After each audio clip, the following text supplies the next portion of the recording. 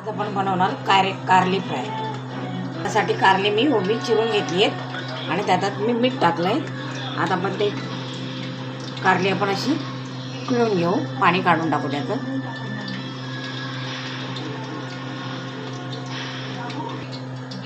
आपण आता त्यात टाकणार हळद, धना पावडर, अरवट पावडर, चिमूटभर सोडा, सफेद तीळ, बेसन पीठ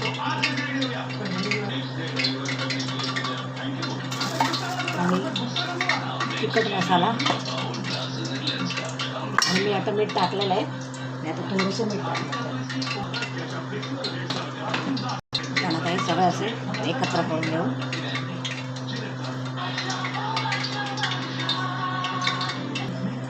आपण आता हे मिश्रण व्यवस्थित लावून घेतलेलं आहे।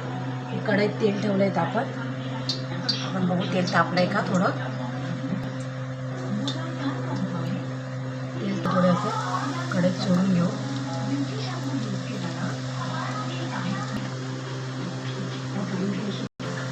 चांगले तळून झालेले आहेत। आपण आता ते काढू।